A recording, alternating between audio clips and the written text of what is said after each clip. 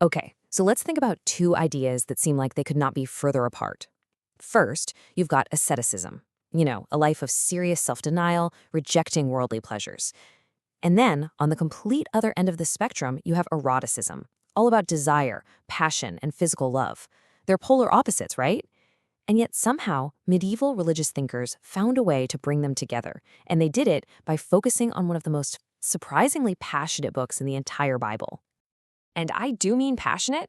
That is the actual opening line of the Song of Songs, a book just filled with this incredibly sensual, romantic poetry. I mean, it describes the longing between two lovers, their bodies, their desire for each other.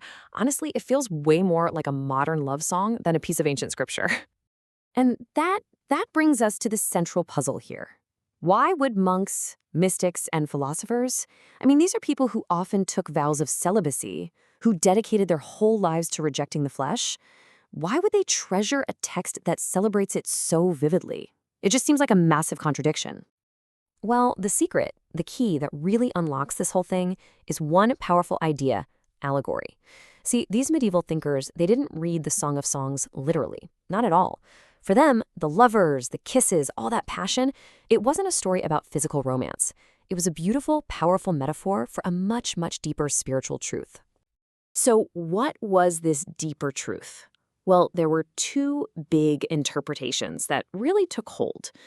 Let's start with the first one, which is the more philosophical view.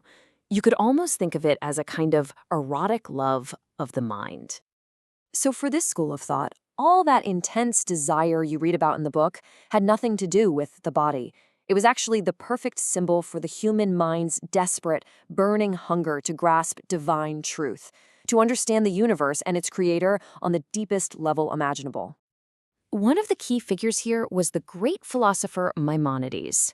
He argued that the beloved in the poem isn't really a person. It's what he called the active intellect, a sort of pure divine consciousness.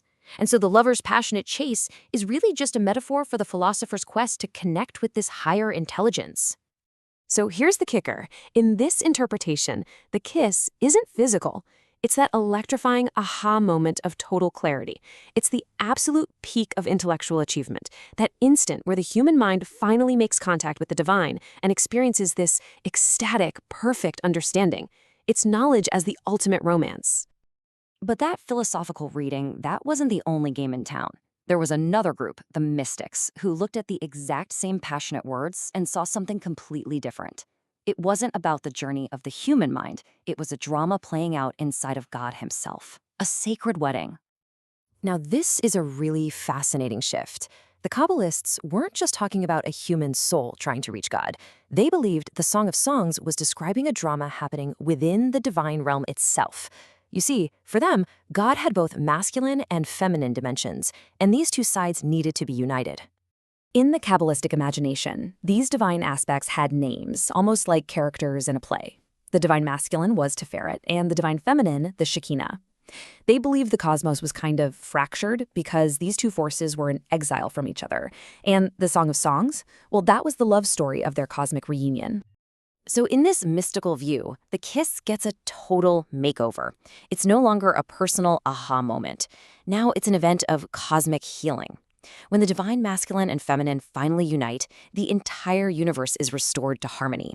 And what's incredible is they believed that human actions, things like prayer and good deeds, could actually help make this sacred union happen. So let's just put these two side by side for a second, because the difference is pretty stunning. In the philosophical view, the lovers are the human soul and divine intellect. The drama is an intellectual quest for understanding. But in the mystical view, the lovers are parts of God. The drama is a cosmic wedding, and the goal is to restore divine unity. So one is about knowing God, the other is about healing God. Two completely different visions, all from the same poem. Okay, so this brings us right back to our original puzzle. We've got these incredibly deep spiritual readings, but they're all built on a foundation of erotic desire. So how do you possibly square that with the whole idea of self-denial and asceticism? It's a fair question, right? After everything, was the whole point of this just to stamp out human passion, to get rid of desire completely? And the answer is a really powerful and clear no. The goal was never to eliminate desire. It was to recognize its incredible power and just redirect it, to rechannel all that energy away from the physical world and point it toward a spiritual goal. So, how did that actually work? Well, you can think of it as a three-step path. First, asceticism. Denying the body's desires wasn't about punishment. It was about creating quiet, tuning out the noise. And with that quiet, you can move to step 2, refocus. You sharpen your spiritual and intellectual senses. And finally, that focus leads to the goal, union, an experience with the divine that they believed was way more intense and profound than any physical pleasure could ever be. They really saw it as a kind of strategic trade. One text calls it a death of the flesh, but specifically for the affirmation of the life of the spirit. They weren't trying to erase passion. They were trying to transform it into its most powerful form. So here's the crucial takeaway. The whole paradox just resolves itself. For these thinkers, asceticism wasn't the enemy of passion. It was the training ground. It was the tool they used to unlock a pleasure they believed was infinitely greater than anything the physical world had to offer. And that leaves us with a final thought to chew on. This whole medieval solution to an ancient puzzle, it really poses a timeless question. What if our deepest, most powerful desires, for love, for connection, for ecstasy, what if they aren't problems to be suppressed, but are actually just raw energy, waiting to be aimed at something truly transcendent?